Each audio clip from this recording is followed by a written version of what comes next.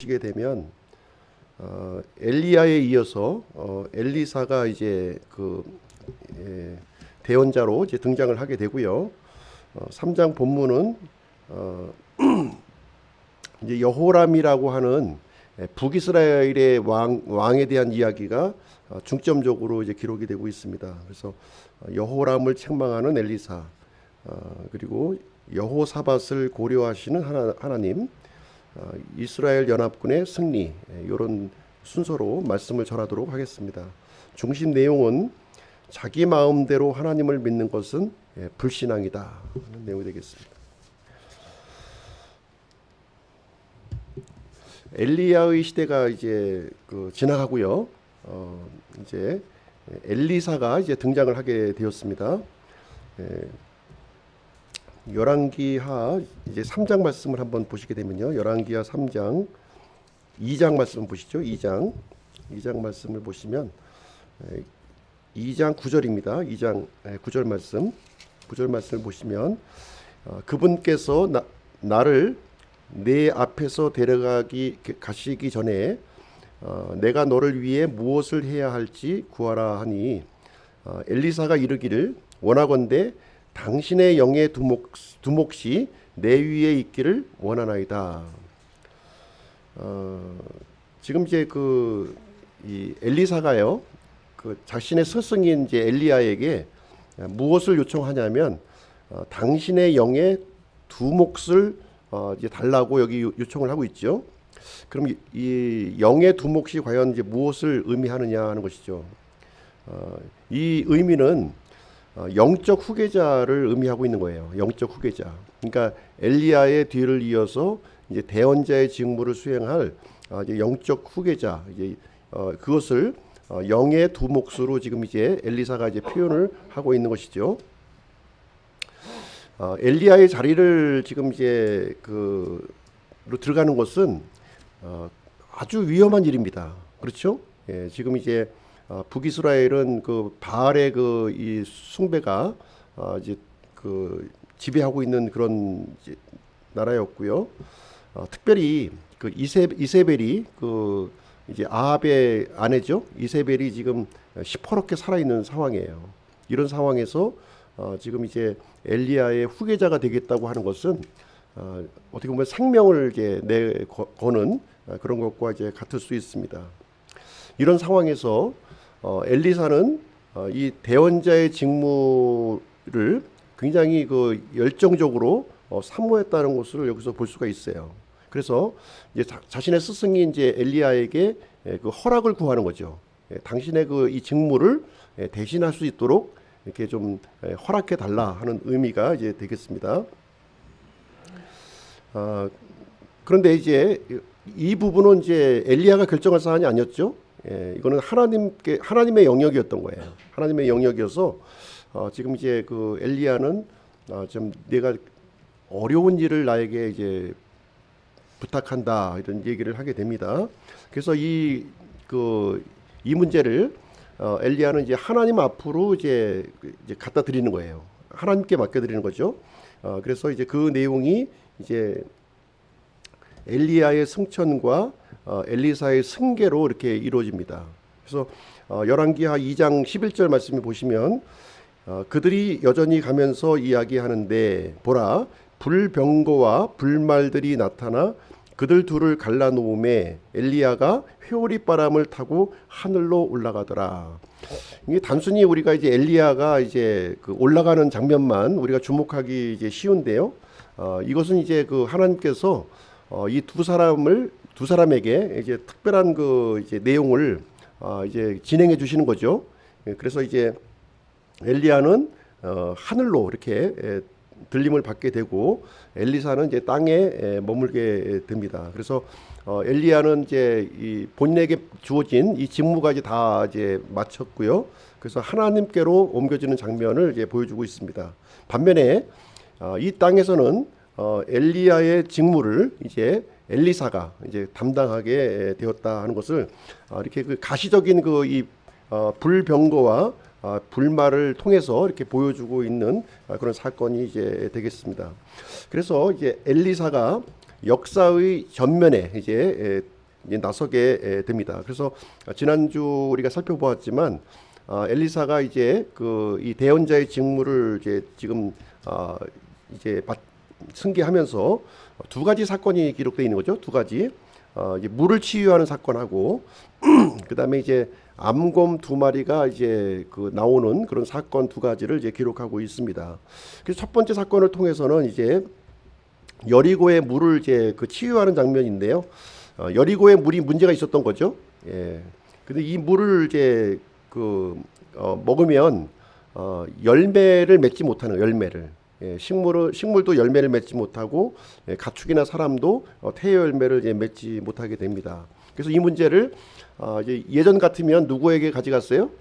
바알에게 가져가야 되죠. 바알. 그런데 지금 엘리사에게 이 문제를 이제 가져오게 됩니다. 그래서 그 해결책으로 새 그릇과 이제 소금을 이제 가져오라고 이렇게 명령을 하게 되는데요. 이 새 그릇은 이제 새로운 새로운 이제 북이스라엘에 이렇게 펼쳐질 이제 새로운 시스템을 지금 얘기하고 있는 것이죠. 그리고 소금은 이제 성경에서 이제 하나님의 변치 않는 언약을 이제 말하고 있습니다. 그래서 그 소금을 물의 근원에 던져서 이제 물을 치유하는 이제 일이 일어나게 되었습니다. 그래서 이제 생명을 주시는 분은 이제 바알이 아니라 바로 이스라엘의 하나님이라고 하는 사실을 이 물 치유 사건을 통해서 보여주는 것이죠. 그리고 두 번째 사건은 이제 암곰 두 마리가 이제 여기서 등장하게 되는데요. 엘리사가 이제 베델로 올라가는데 어린 아이들의 이 무리들이 이제 나타나서 이제 엘리사를 이제 조롱하는 내용이 이제 기록이 되어 있습니다. 그래서 여기 어린 아이들은 단순히 코 흘리게 어린 아이들이 아니라는 것이죠. 그래서 이 베델에 있는 금송아지 그 숭배자들인 거예요. 그래서 이 사람들이 조직적으로 계획적으로 엘리야의 사역을 지금 이제 방해하고 이제 나섰던 것이죠. 그래서 이제 암곰 두 마리를 통해서 이 그 바알 금송아지 숭배자들을 이렇게 심판하는 내용이 이제 기록이 되어 있습니다. 그래서 다 그 찢김을 당한 건 아니고요. 그 중에서 아주 극렬하게 이 하나님을 대적했던 이 청년들을 이제 암곰이 이제 찢기는 그 사건이 일어났습니다. 그래서 이제 이 엘리사가 북이스라엘의 그 대언자라고 하는 사실을 이렇게 공식적으로 이렇게 하나님께서 이제 알려주시게 되었습니다. 오늘은 이제 3장 말씀을 우리가 좀 같이 살펴볼 텐데요. 3장 말씀을 보시게 되면 이제 여호람이라고 하는 이제 그 북이스라엘 왕이 이제 등장합니다. 1절 말씀을 한번 보겠습니다. 1절. 한편 유다 왕 여호사밧의 제18년에 아합의 아들 여호람이 사마리아에서 이스라엘을 통치하기 시작하여 12년 동안 통치하며 여기 이제 이 특별한 방식으로 이제 왕을 이제 소개를 하고 있는데요. 어떻게 소개를 하고 있냐면 이제 북이스라엘의 이 왕의 이야기를 시작하려면 먼저 남유다의 상황을 설명해 주는 거예요. 그렇죠? 그리고 남유다 왕의 이야기를 또 시작하려면 북이스라엘의 그 왕의 그 상황 그것을 이제 설명하는 식으로 해서 지금 이제 이야기가 전개가 됩니다. 그래서 지금 이제 한편 유다 왕 여호사밧 18년에 이 뜻은 무슨 얘기냐면 지금 유다 왕 여호사밧 얘기를 하려고 하는 것이 아니라 누구 얘기를 하는 거예요? 북이스라엘의 왕 이야기를 지금 시작하는 거예요. 그렇게 이제 이해를 하시면 되겠습니다. 왜 이렇게 그 북이스라엘과 남유다 왕을 같이 이렇게 그 같은 노선에서 놓고서 지금 언급을 하냐면 지금 북왕국과 남왕국은 지금 이제 그 물리적으로 분리가 되어 있지만 하나의 왕국이라는 거예요. 하나님께서 보실 때는 한 공동체로 보고 있는 겁니다. 공동체. 비록 남과 북으로 갈려져 있지만 하나의 문제, 하나의 공동체로 하나님께서는 보고 있는 거예요. 우리 교회도 마찬가지입니다. 교회도 마찬가지예요. 교회도 각각의 이제 구성원들이 이렇게 있지만 이 교회는 이렇게 한 공동체로 하나님은 보시는 거예요. 그래서 한 공동체의 만약에 잘못을 범했다. 그러면 그 잘못은 그 한 사람의 잘못이 아니라는 거죠. 공동체의 잘못이라는 거예요. 그리고 한 공동체가 이렇게 또 잘했어요. 하나님 앞에. 그 잘했으면 그 한 사람이 잘한 것으로 끝나는 게 아니에요. 그 잘한 부분이 공동체 전체에 영향을 미친다는 거예요. 이게 공동체 의식을 하나님께서 보시는 관점이에요. 가족도 마찬가지입니다. 가족도 이제 하나님께서 보실 때 부부를 이게 각각으로 보는 게 아니에요. 한 유니트로 보는 겁니다. 아내의 잘못을 비록 아내가 잘못을 했다 할지라도 연대 책임을 지게 하는 거예요. 또 그 아내나 남편이 이렇게 또 하나님 앞에서 선한 일을 했을 때에도 역시 그 공동체가 같이 누릴 수 있도록 이렇게 하나님께서는 하고 있다는 겁니다. 그래서 이 공동체의 개념을 우리가 이제 이해할 필요가 있는 것이죠. 그래서 오늘은 이제 북이스라엘의 왕이었던 여호람에 대해서 한번 좀 살펴볼 텐데요. 이 여호람은 누구냐? 여호람, 아합의 아들이라는 거예요. 지금 아합의 아들이라고 지금 표현하고 있죠. 예. 그리고 이제 지난 그 시간 주에 2장 말씀에서 이제 아하시야가 또 있었어. 아하시야. 이 격자창에서 떨어져서 이렇게 죽었던 왕이죠. 근데 이제 이 아하시야도 아합의 아들인 거예요. 그러니까 이 아하시야와 여호람은 형제지간이죠. 형제지간인데 실질적으로 이 여호람이 형입니다. 이 아우가 이제 먼저 왕이 되었고 자식이 없는 상태에서 죽은 거예요. 그러니까 이제 이 형이 그 왕권을 이렇게 인수받게 이제 되었다는 겁니다. 그래서 북이스라엘의 9대 왕이었고요. 12년간 통치했다 이렇게 얘기하고 있습니다. 그래서 오므리의 아들은 아합이고요. 아합의 아들은 아하시야예요. 아하시야와 여호람이 이제 이 형제지간인데 왕권이 이렇게 이어지는 내용을 이제 볼 수가 있습니다. 그럼 이 여호람이라고 하는 사람은 어떤 일을 했느냐 하는 것을 한번 보겠습니다. 여호람은 어떤 일을 했는가? 2절 말씀에 보시면 주의 눈앞에서 악을 행하였으나 자기 아버지나 어머니 같이 하지는 아니하였으니 이는 그가 자기 아버지가 만든 바알의 형상을 제거하였기 때문이라. 여기 이제 여호람에 대해서 특별한 일이 여기 이제 기록을 하고 있는데요. 그것은 무엇이냐면은 북이스라엘에서 최초로 종교 개혁을 단행했다는 거예요. 예, 종교 개혁 어떤 종교 개혁이에요? 예, 여기서 이제 아버지나 어머니는 누굽니까? 아합과 이세벨이죠. 예, 아합과 이세벨. 그러니까 이제 이스라엘의 이 바알의 그 신앙을 이제 들여온 장본인들이었죠. 그런데 이제 여호람이라고 하는 이 아들이 지금 어떻게 했다고요? 지금 이제 바알의 형상을 제거했다. 지금 얘기하고 있는 거예요. 바알의 형상을 제거했다. 지금 이세벨은 살아있는 상태죠. 이제 아합과 이 아하시야는 지금 죽었어요. 죽고 난 뒤지만 이세벨은 여전히 지금 이제 살아있는 상황인데 아마도 이 바알의 형상을 제거하면서 어머니와 충돌이 있었겠죠. 굉장히 아마 격한 충돌이 있었을 겁니다. 예, 그럼에도 불구하고 자신의 왕권을 이용해서 북이스라엘에서 이 형상들을 다 이제 제거하는 그런 일을 이제 진행하게 되었습니다. 근데 이제 여기 이제 자세히 보시게 되면 지금 하나님의 판단은 어떠하냐? 하나님의 비록 이 우상을 제거하고 이제 종교 개혁을 단행했지만 하나님의 판단은 주의 눈앞에서 악을 행하였다 이렇게 판단하는 거죠. 예, 악을 행하였다는 거예요. 예. 지금 무엇을 얘기하고 있냐면 바알의 형상을 제거한 것은 믿음의 행동이 아니었다는 거죠. 지금 이 여호람이 한 것은 믿음 때문에 이렇게 이런 일을 한 게 아니라는 거예요. 왜 바알의 형상을 제거했겠습니까? 지금 자기는 본 겁니다. 아합의 죽음을 보았고 동생 아하시야의 죽음을 본 거예요. 예. 지금 엘리야의 이런 경고에도 불구하고 이제 그런 재앙을 보았기 때문에 이제 재앙을 자기는 이제 당하지 않기 위해서 믿음 때문이 아니라 재앙을 면하기 위해서 이 바알의 형상들을 이렇게 제거하는 일을 이제 했다 하는 것을 여기서 생각을 해볼 수가 있습니다.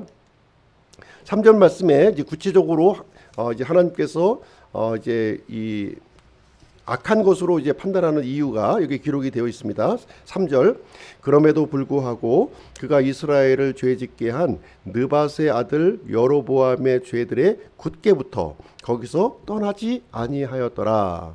비록 이 여호람이 바알의 형상을 이렇게 제거했지만 여전히 여로보암의 죄에 굳게 붙어 있었다. 지금 얘기하고 있는 거예요. 완전히 지금 죄에서 돌이키지 않았다는 거죠. 지금 온전하게 돌이키지 않은 거예요. 또 하나님을 향하지도 않았다는 것이죠. 예, 그것을 이제 우리가 이 단어를 통해서 볼 수가 있습니다. 그래서 이 여호람은 북이스라엘의 그 초대 왕이었던 여로보암의 그 길을 이제 따라가는 모습을 이제 보여주고 있는데, 이 여로보암의 이 길이란 이제 무엇을 의미하고 있냐면, 지금 이제 단과 베델에 이제 금송아지를 이제 세웠고요. 그다음에 이제 원래는 레위 지파만 제사장이 되어야 하는데, 평민이 이제 제사장을 맡도록 오늘날로 생각하면 만민 제사장 제도예요. 굉장히 그 여로보암이 아주 획기적인 그 이제 개혁을 진행을 한 겁니다. 절기도 원래 초막절이 7월 15일인데 8월 15일로 바꾼 거예요. 8월 15일. 왜냐하면 이제 남쪽에서는 7월 15일이면 모든 곡식이 다 익습니다. 근데 북쪽에서는 아직 익지 않는 거예요. 설 익은 것을 하나님 앞에 드려야 되는 일이 있었어요. 그래서 이런 문제를 해결하기 위해서 이제 그 절기를 한 달 늦춰서 이렇게 진행을 하게 됐습니다. 그래서 백성들에게 많은 환호를 받았겠죠, 여로보암이. 그래서 이 여호람도 이 백성들의 이 마음, 민심을 얻기 위해서 하나님의 마음을 얻기보다는 백성들의 마음을 얻기 위해서 여로보암의 길을 걸어갔다, 이렇게 하고 있는 거예요. 우리 믿음이라고 하는 것은 무엇입니까? 누구의 마음을 우리가 따라야 되는 거예요? 하나님의 마음을 따라야죠. 현실적인 부분이 고려해서는 안 되는 거예요. 현실적인 고려를 한다고 하는 것은 하나님의 말씀에 불순종하는 겁니다. 그것은 불순종하는 거예요.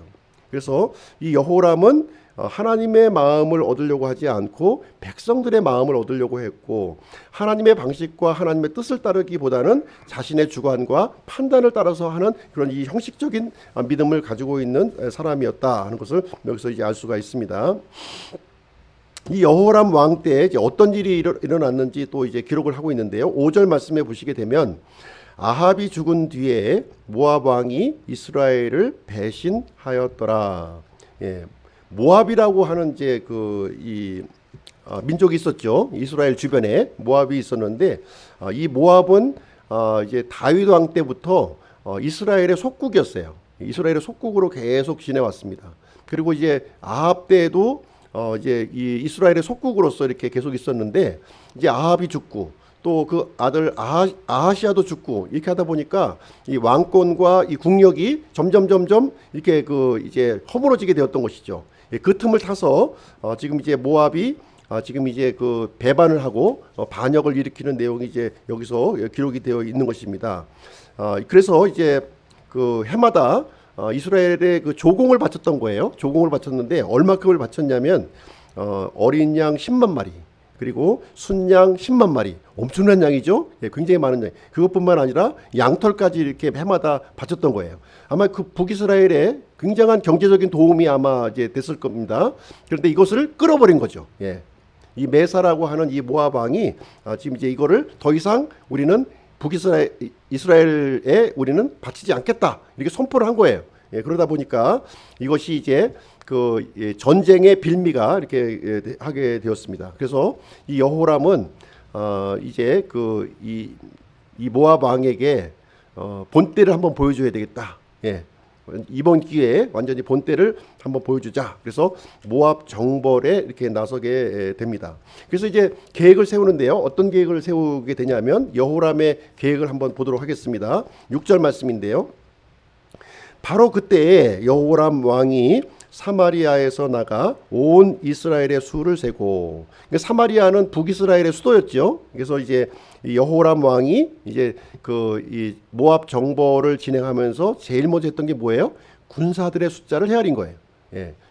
전쟁에 나갈 이 군사들이 이제 얼마나 되겠느냐 하는 그 숫자를 이제 헤아리게 된 것입니다. 뿐만 아니라 이 여호람이 계획된 것은 무엇이냐면, 단독으로 모압을 이렇게 공격하는 것보다는 연합군을 결성해서 지금 이제 공격하기로 이제 계획을 세운 겁니다. 그래서 연합군은 누구를 이제 포함시키냐면 남유다하고 그다음에 남유다 밑에 있는 에돔, 이제 세 나라가 연합해서 모압을 이제 공격하기로 이렇게 계획을 세웠습니다. 그리고 이제 공격 방향도 중요한데요. 어떻게 공격을 이제 해야 되냐면, 이제 러시아가 이제 우크라이나 공격하잖아요. 그럴 때 이제 공격 방향을 이제 정하지 않습니까? 그런 것처럼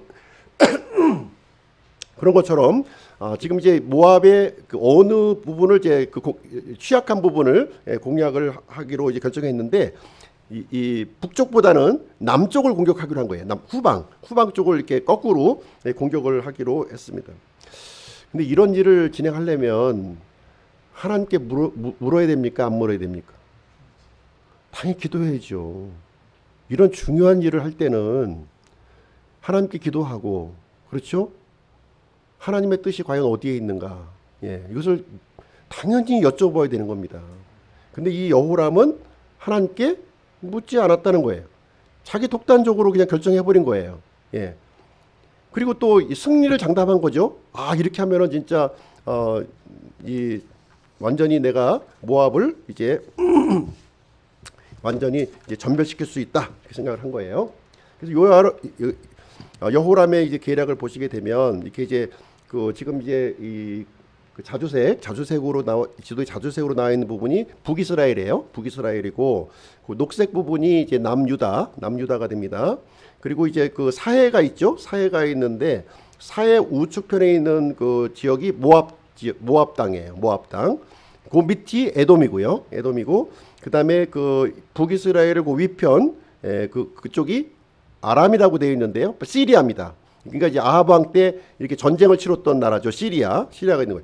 그래서 지금 이제 여호람은 어떻게 생각했냐면 이제 북쪽에서 이렇게 지금 모압을 치게 되면 시리아하고의 관계가 좀 이제 걱정스러운 거죠. 그렇죠? 혹시 시리아가 또 침공을 해오면 이제 문제가 되니까 그래서 시리아의 어떤 그런 것을 좀 건들지 않으면서 이제 밑으로 쭉 내려가지고 지금 이제 거꾸로 쳐 올라가기로 한 거예요. 거꾸로 쳐 올라가기로. 그래서 이제 남유다와 그다음에 맨 밑에는 에돔까지 연합군을 결성해서 완전히 박살을 내버리자 이렇게 이제 계획을 세웠던 것입니다. 그런데 이제 전쟁하러 가는 도중에 이제 문제가 생겼습니다. 이렇게 군대의 그 축선이 길어지면 문제가 생기는 거예요.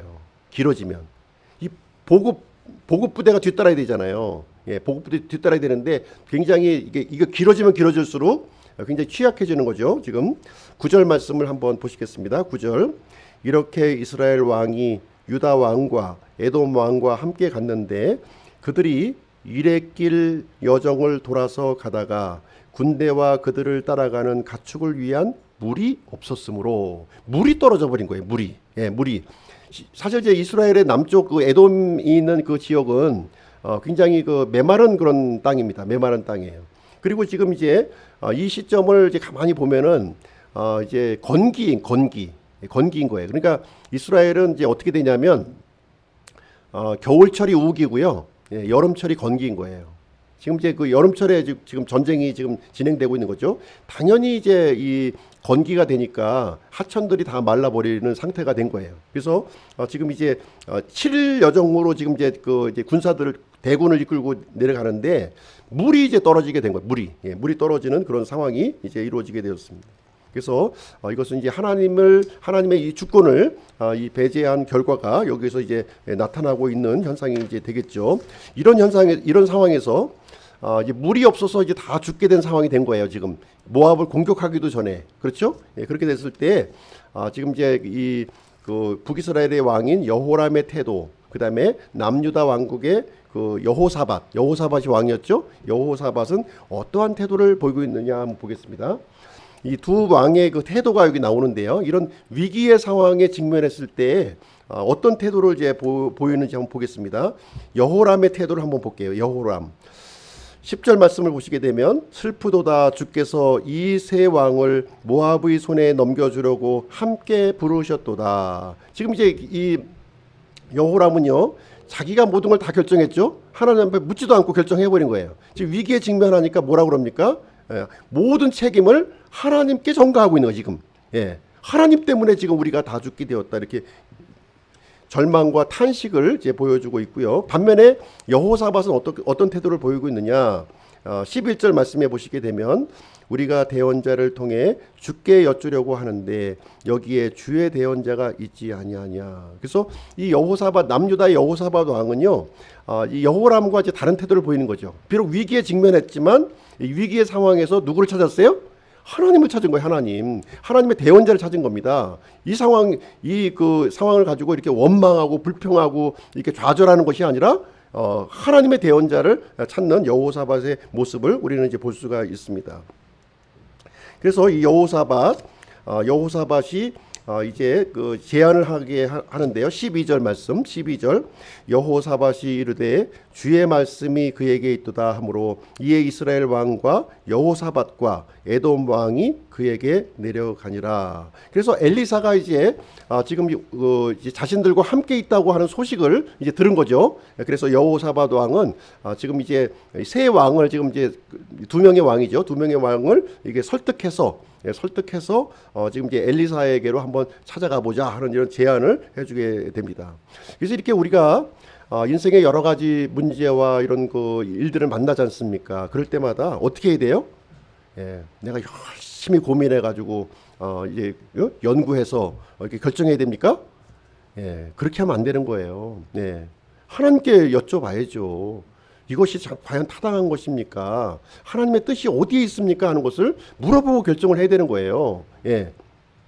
그래서 여호사밧은 지금 이제 이 위기의 상황에서 지금 이제 자신의 그 이런 뜻을 이제 내려놓고 겸비한 자세로 지금 이제 평소 같으면은 이제 그 엘리사를 불러야죠. 그렇죠? 부르는 것이 아니라 왕이 찾아갑니다. 찾아가는 모습을 여기서 볼 수가 있습니다.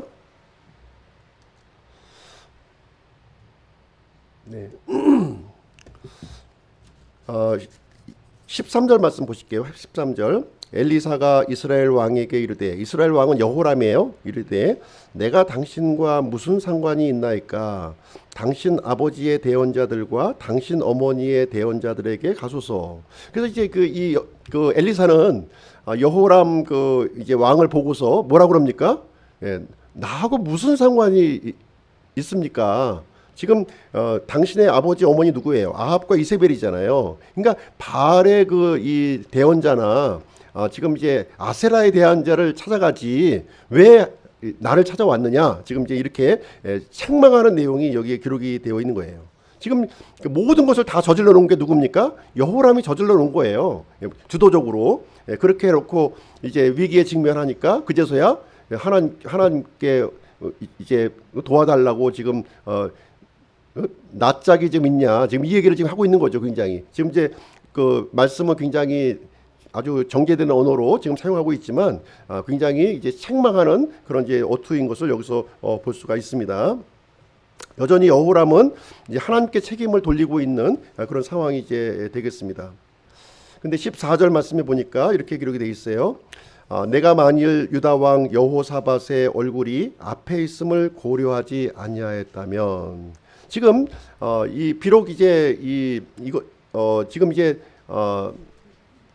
이 문제의 해결책을 내가 이제 줄 수 없는데, 그렇지만 한 가지 이유가 있다면 바로 이제 유다 왕 여호사밧이 있다는 거예요. 여호사밧 때문에 내가 이제 은혜를 베풀어 주겠다 하는 이제 내용을 여기서 얘기해 주는 것이죠. 그래서 하나님께서는 여호사밧의 얼굴을 고려했다는 거예요. 이렇게 하나님 앞에서 이렇게 서 있는 그 믿음의 사람 때문에 지금 이제 에돔 왕과 지금 이제 그 북이스라엘에게도 은혜가 미쳐지는 거죠. 그래서 우리 한 사람의 믿음의 사람이 대단히 중요하다는 거예요. 믿음의 사람이 한 사람 때문에 주변에 이 사악한 사람들도 같이 덩달아서 은혜를 보는 겁니다. 그렇죠? 요셉이 이집트에 이렇게 종으로 팔려갔을 때 하나님께서 요셉을 형통하게 해주시니까 어떤 일이 일어납니까? 이 보디발의 집 전체가 이렇게 형통하는 일이 발생이 되잖아요. 그렇죠? 이 부분을 여기서 얘기해주고 있는 것입니다. 비록 이제 그 여호람으로 보아서는 지금 이제 심판을 해도 마땅치 않은데 지금 여호사밧을 인하여 은혜를 베풀어 주겠다 이렇게 얘기하고 있는 것입니다.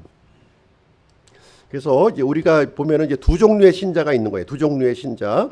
역대하 7장 14절 내 이름으로 불리는 내 백성이 자기를 낮추고 기도하며 내 얼굴을 구하고 자기들의 사악한 길들을 버리고 돌아서면 그때 내가 하늘에서부터 듣고 그들의 죄를 용서하며 그들의 땅을 고치리라. 이 두 종류의 신자가 어떤 신자냐면 자기 방식대로 살아가는 사람이에요. 예, 자기 방식대로 살아가는 사람. 이 사람은 이제 종교 생활을 하고 있는 사람이죠. 예, 종교 생활을 하고 있는 사람. 여호람과 같은 사람입니다. 내 방식대로 모든 것을 이제 하나님을 안 믿는 건 아니에요. 믿긴 믿는데 내 방식대로 하나님을 믿는 거예요. 내 방식대로. 반면에 하나님의 방식대로 살아가는 사람들이 있어요. 이것은 믿음 생활을 하는 것이죠. 여호사밧과 같은 사람이에요. 하나님의 방식대로 그러니까 하나님께 나를 맞추는 거예요. 하나님께. 이것이 믿음 생활이고 나에게 하나님을 맞추는 것은 이것은 믿음 생활이 아니라 종교 생활을 하는 것이다 하는 것입니다. 하나님께서 받으시지 않는 거예요. 이런 부분은. 그래서 여호사밧 때문에 지금 이제 하나님께서 해결책을 여기서 제시해 주십니다. 그 내용이 15절부터 20절까지 이제 나와 있는 거예요. 엘리사가 어떤 주문을 하게 되냐면 15절에서 이렇게 얘기를 합니다. 그러나 이제 음악하는 자를 내게 데려오소서 하니라. 음악하는 자가 연주할 때에 주의 손이 그에게 임하니.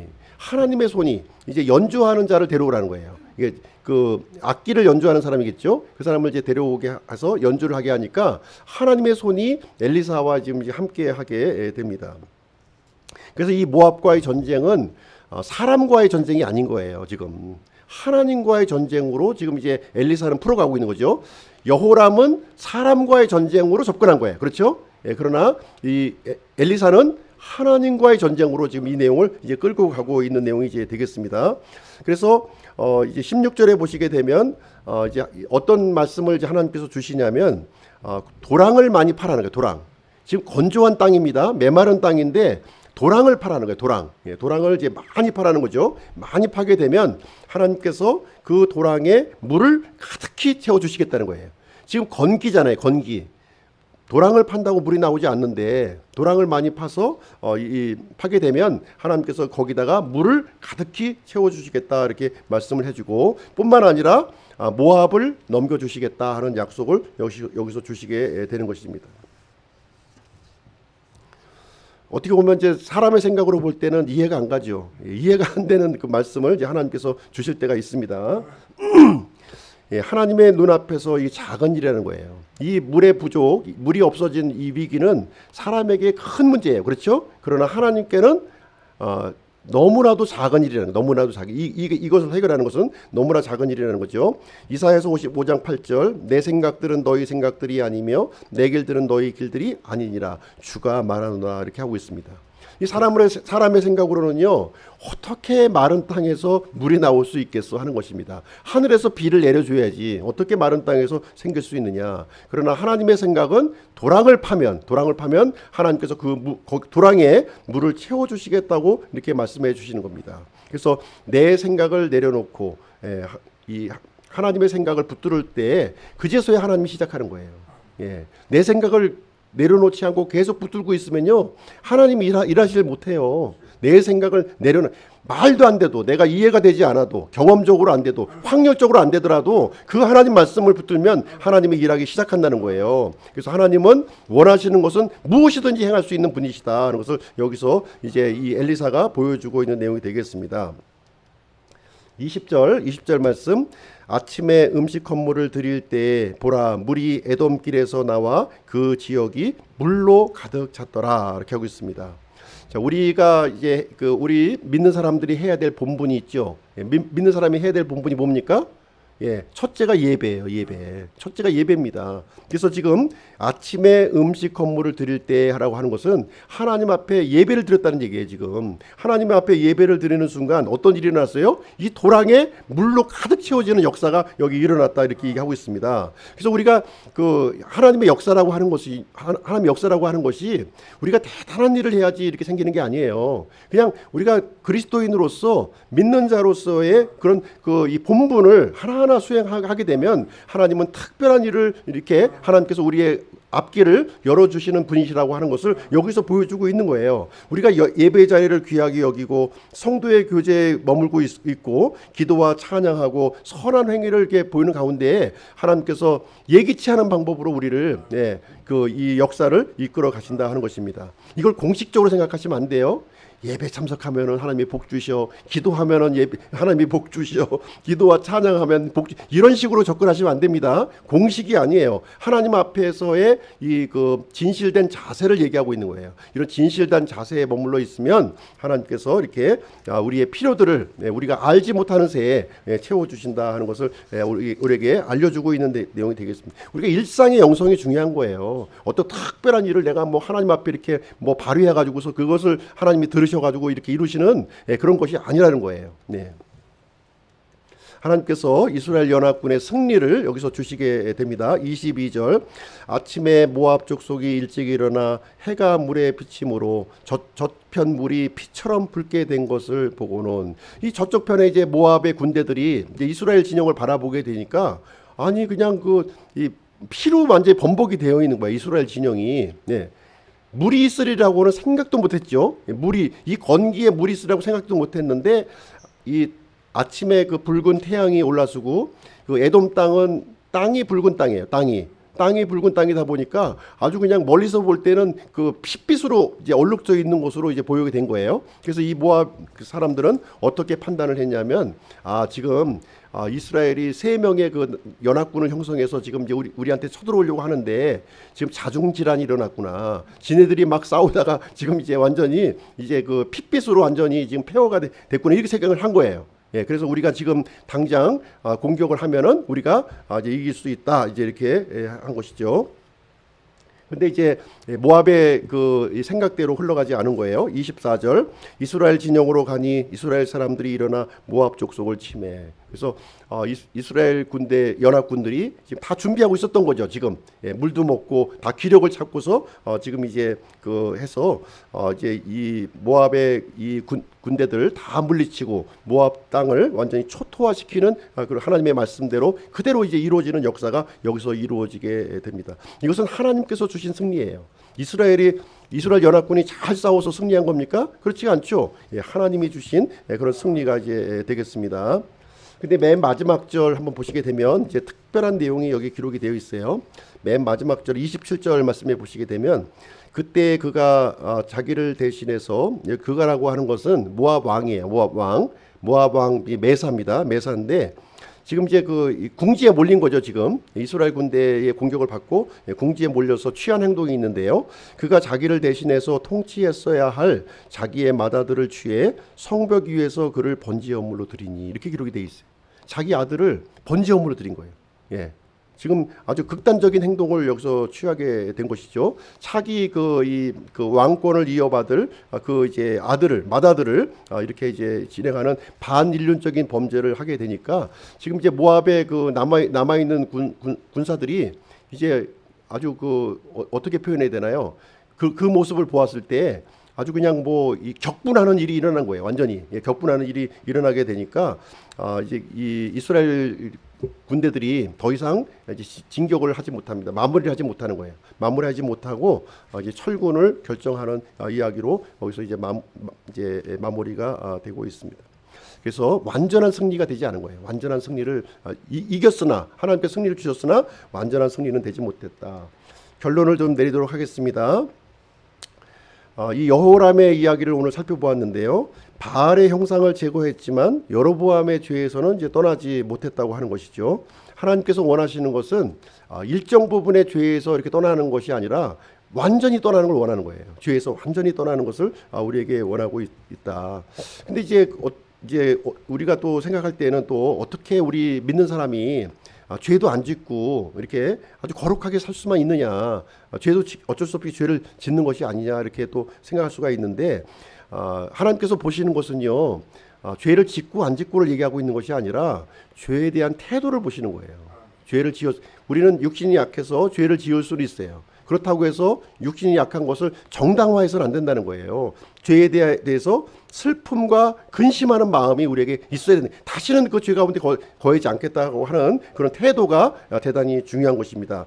회개라고 하는 것은요, 이 죄에서 180도 우리가 그 자세를 바꾸는 거예요. 자세를 바꾸고 하나님께로 이제 향하고 있는 것을 얘기해주고 있습니다. 그래서 이제 이 여호람처럼 자기 방식으로 하나님을 이제 찾는 것은 참된 믿음이 아니라는 거죠. 근데 오늘날 보시게 되면 이런 그 여호람과 같은 방식으로 하나님을 찾고 있는 사람들이 너무나도 많다는 거예요. 자기 방식으로 하나님을 믿는 거예요. 우리가 믿음 생활을 하는 것은 내 방식으로 하나님을 찾아가는 게 아닙니다.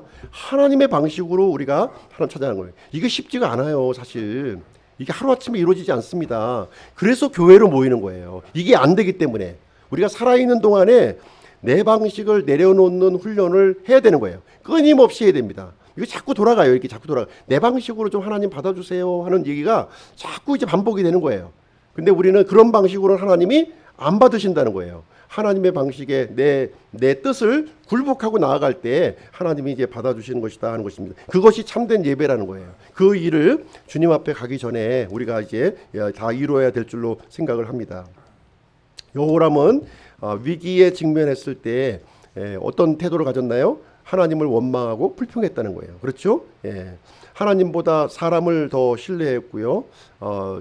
지금 닥친 위기는 스스로 자초한 거 있잖아요. 그렇죠? 하나님이 그렇게 하란 것도 아니었고 자기 스스로 모든 것을 다 벌리는 그런 일이었습니다. 그러나 하나님께서는 여호사밧 한 사람을 보시고 지금 이제 살려주신 거죠. 지금 이제 여호람이 12년간 통치하잖아요. 그렇죠? 12년간 통치했던 것은 여호람이 잘나서 통치를 행한 것이 아니라 바로 엘리사와 여호사밧을 보시고 이스라엘에게 기회를 주신 거예요. 그러나 이 여호람은 12년 동안 북이스라엘을 통치하면서도 하나님께 돌아갈 길을 찾지 못했다는 것을 여기서 말해주고 있습니다. 그래서 이 모압과의 전쟁, 이 전쟁은 사실 이제 여호람의 이런 그 개인적인 감정을 통해서 이제 일어난 전쟁이었어요. 그렇죠? 그 전쟁이었지만 하나님께서 완전한 승리는 주시지 않았다는 거예요. 완전한 승리를 주시지 않았다. 그래서 여호람은 아무것도 얻지 못한 거예요. 비록 전쟁에 승리했지만 아무것도 얻지 못하는 그런 일을 하나님께서 이렇게 진행을 해 주셨습니다.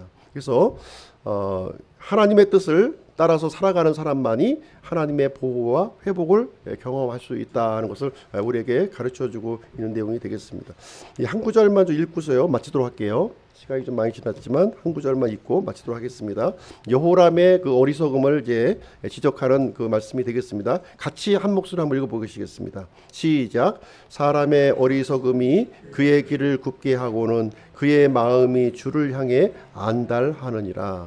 오늘은